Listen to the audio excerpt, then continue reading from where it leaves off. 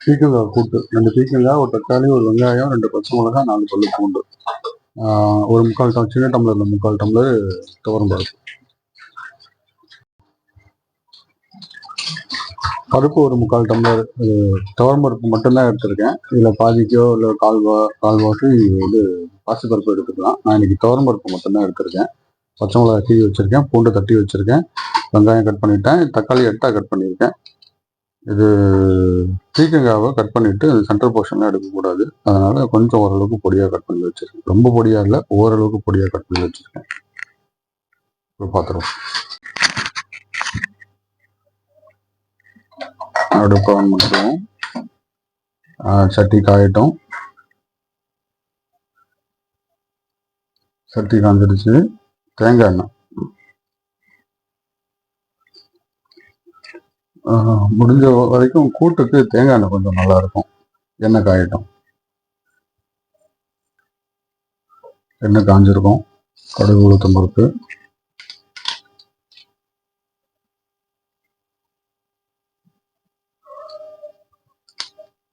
கொஞ்சமா கடலை பருப்பு. பருப்பு வேக வைக்கும் போது கொஞ்சம் கடலை பருப்பும் போட்டுக்கலாம், நல்லா இருக்கும்.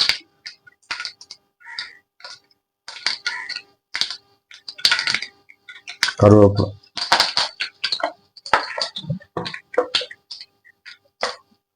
பூண்டு,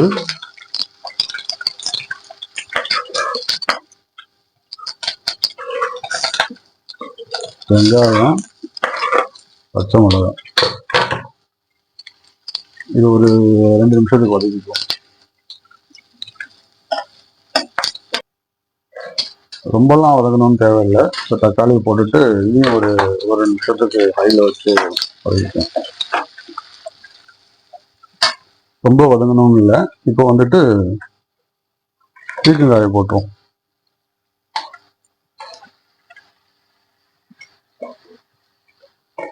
இப்போ இதை நல்லா வதக்கிட்டு திரட்டி விட்டு வதக்கிட்டு பண்ணலாம். பட் எனக்கு காய போட்டு எண்ணெயில வதக்குறதுல பெருசா விருப்பம் இல்லை. அதனால நான் இதுக்கு மேல அப்படியே தண்ணி ஊற்றப்போம்.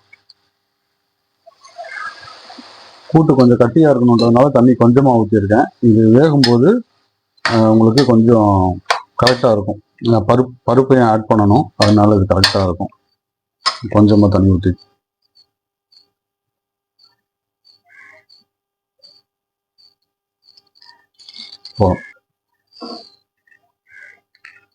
தூள், மஞ்சத்தூள், குழம்பு மிளகாத்தூள் கொஞ்சமா போட்டு அடுப்பு மீடியம்ல வச்சிட வேண்டியதுதான். ஒரு 10 நிமிஷத்துல இது வந்துடும். தூள் ரொம்ப தேவையில்லை.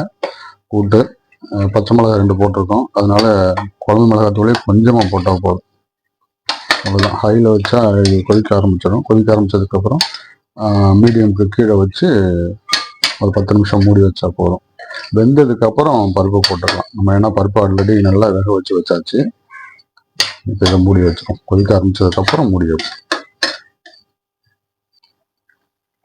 கொதிக்க ஆரம்பிச்சிருச்சு. மூடி வச்சுட்டு மீடியமுக்கு கீழே வச்சுட்டு ஒரு 2 நிமிஷம் 3 நிமிஷம் வேகட்டும். சீக்கிரம் வந்துடும், இதனால ஒன்றும் பிரச்சனை இல்லை. 5 நிமிஷமே அதிகபட்சம் தான் அது வேகிறதுக்கு. அதனால போதும், அவ்வளவுதான். உப்பு இப்பதான் போடுறேன். உப்பு முடிஞ்ச வரைக்கும் கூட்டுக்கு கம்மியா போட்டிருக்கேன். ஏன்னா இது அப்படியே கூட சாப்பிடலாம் நம்ம. இதுல பருப்பு ஆட் பண்ணிட்டு முடிச்சிட வேண்டியதுதான்.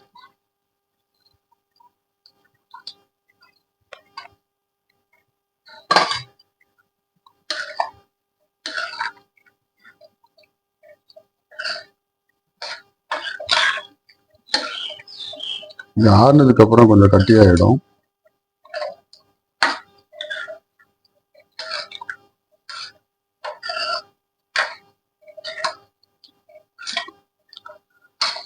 இந்த கூட்டை சைட் டிஷ்க்குன்னு பண்ணாம மெயின் டிஷ்ஷாவே குழம்பாவே பண்ணிட்டோம் அப்படின்னா கொஞ்சம் பசங்களும் சரி நம்மளும் சரி காய் நிறைய சாப்பிட்றதுக்கான ஒரு வாய்ப்பா இருக்கும். கொஞ்சமா சாதத்தை எடுத்துக்கிட்டு இந்த கூட்டை நிறைய போட்டு சாப்பிட்டுக்கலாம்.